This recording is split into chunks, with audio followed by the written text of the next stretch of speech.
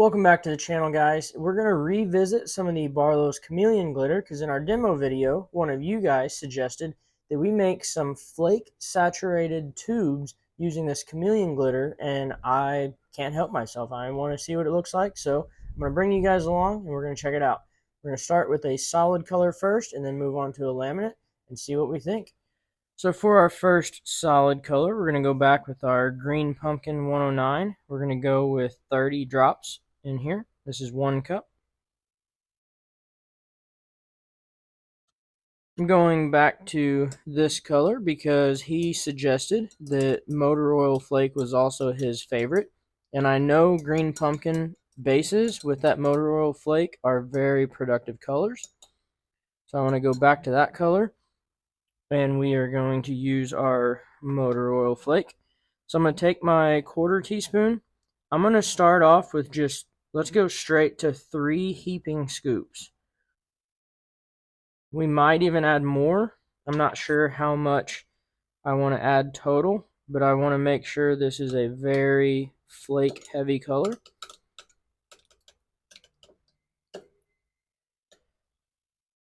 All right, I think let's go 2 more scoops at least. I want this to be a lot of flake.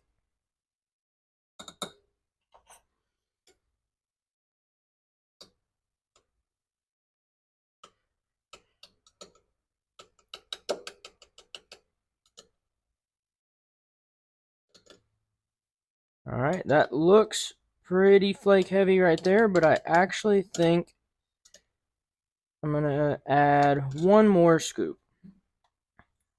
So I know that's a lot of flake. That was, I believe, 6 scoops with our 1/4 teaspoon.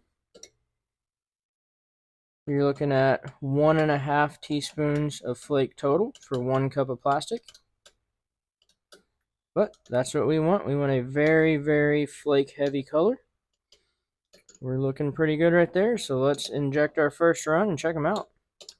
So when you're injecting tubes and flake heavy colors, make sure to give your plastic a good stir before you inject to get all that flake suspended evenly, and then oil your rods prior to injection. So I think we're ready to go. One thing I did forget to mention when mixing this up is this flake is temperature sensitive, so treat it just like sparkle flake and make sure you don't add it to too hot a plastic. I added this to the plastic when it was around 320 degrees. So just keep that in mind when using the Chameleon Glitter. Now let's see what we got. Plastic's cooled off. We're ready to demold.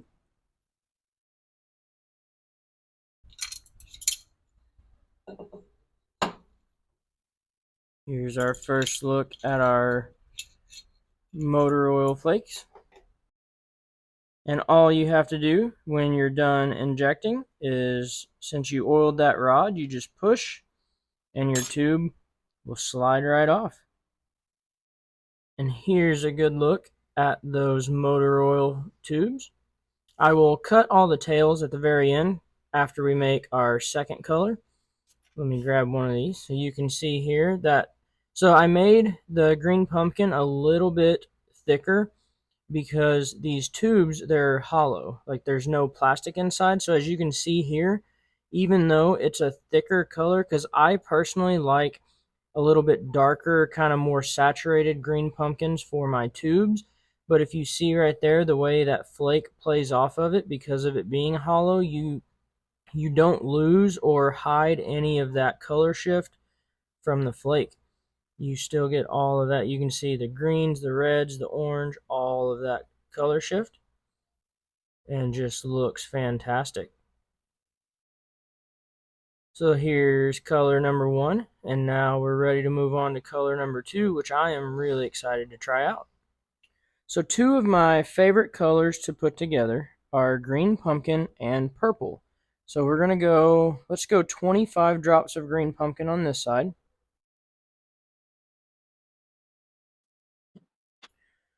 So we're going to start with our 25 drops over here of our green pumpkin.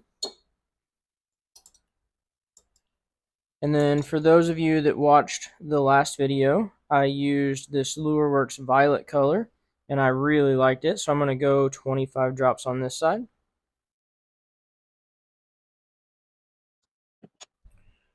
We're going to get those stirred in.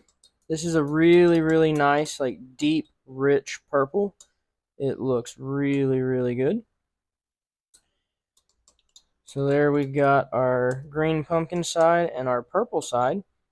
And now what we're going to do for the green pumpkin side, I'm going to add some Tequila Sunrise Chameleon Glitter. For the violet side, I'm going to, oh, the label's on the lid. I'm going to add some green pumpkin flake to that. And then to both of them, I'm going to add some of this pearl violet glitter from Barlows. So these temperatures are a little high. I'm going to let them drop back down just a little bit, and then we will add our flake. So our temperatures are back down to right around 320. I'm going to go with the 1/4 teaspoon again for our Tequila Sunrise Glitter. I'm going to add 2 scoops of that to our green pumpkin side. I'm going to add 2 scoops of the green pumpkin to our violet side. And then for the sparkle flake, or the pearl violet flake, I'm going to take my 1/8 teaspoon and put 1 scoop of that in each side. I don't want to add too much of it, but I do want it to be there to add that nice little touch. Let's get these mixed in. That pearl violet flake looks really, really good. It's very similar to your sparkle flakes from LureWorks, but man, look at that violet color. I'm really excited to see this one. Now let's mix in our green pumpkin with that Tequila Sunrise color.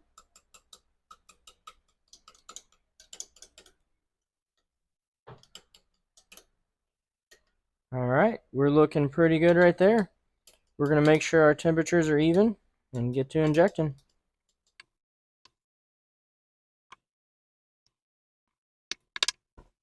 I'm really excited to see this one. I'm hoping it turned out as good as I'm wanting it to. Oh yeah, look at that violet side. So the way that violet flake, the pearl violet, plays off of that purple just looks incredible. Let's flip these over and look at our green pumpkin. Oh yeah, that looks killer. Let me pop these off the rods and we'll get a better look. Don't you just love it when things that you're wanting to work out actually work out? So you can see there in the green pumpkin side with that chameleon glitter, you get a ton of that color shift. You got all sorts of pink, purple, orange, everything. And then the reason I added that pearl violet to both sides is because you get that little bit of shimmer all the way around the bait. And then here's our violet side. That green pumpkin flake gets a little bit lost in there. You can see it in certain angles. If I hold it just right, you can kind of see it coming through down the bottom. But it looks really, really good. I'm a big fan of green pumpkin and purple, like I mentioned, so I think these tubes are definitely going to work. So now let's get our tails cut and look at the final product. All right, and I'll show you guys another little hack I'm going to do with these. So these are 4-inch tubes. However, I have a lot of 4-inch tubes and I want 3-inch tubes. Well, I don't have a 3-inch tube mold, but what you can do is just take a pair of scissors, cut off about the last inch of your tube, and then instead of starting cutting right there at that little ridge, just cut up a little bit further, and then you go from your 4-inch tube to a 3-inch tube, and you don't have to buy multiple molds. Now, if you don't want to go through this whole cutting process, Angling AI does have new tubes or tube molds that have the spline insert, so you don't have to do this.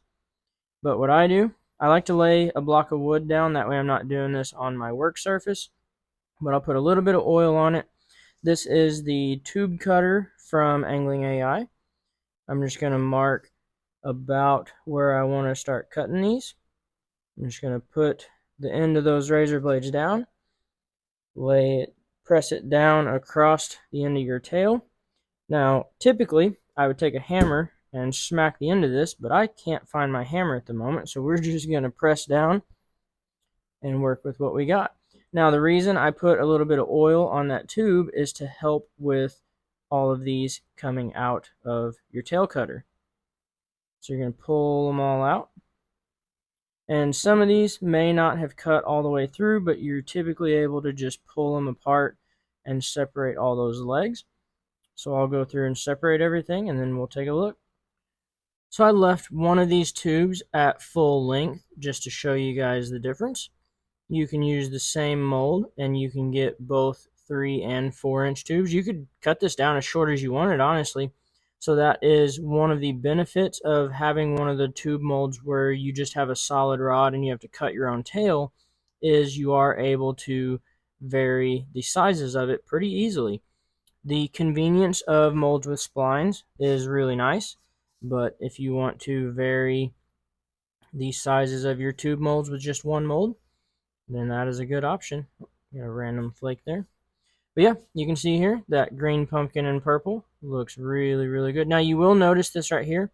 So when you're cutting tubes with these tail cutters, not every single strand is going to be the same length, because as that tail cutter pushes down, the plastic that's right out there on the end, you will get some of those shorter little strands like that. However, it doesn't bother me at all. I actually kind of like the small imperfections and stuff. But that right there is a really good looking color. Now I want to know from you guys, which one is your favorite? Do you like this green pumpkin and that violet, or do you like the super saturated motor oil flake? Let me know down below. And there you go, guys. Quick little video based on one of your suggestions. We showed you how to make a couple of these cool little tubes for smallmouth. I have a lot of confidence in both of these colors. Which one do you like better? Do you like the green pumpkin and violet, or just the green pumpkin with that motor oil flake? I think both of them are going to be really good. I will have a lot of confidence throwing either one. Let me know what you guys would like to see next. Hopefully you liked this video. If you did, hit that like button, subscribe to the channel. We'll see you on the next one.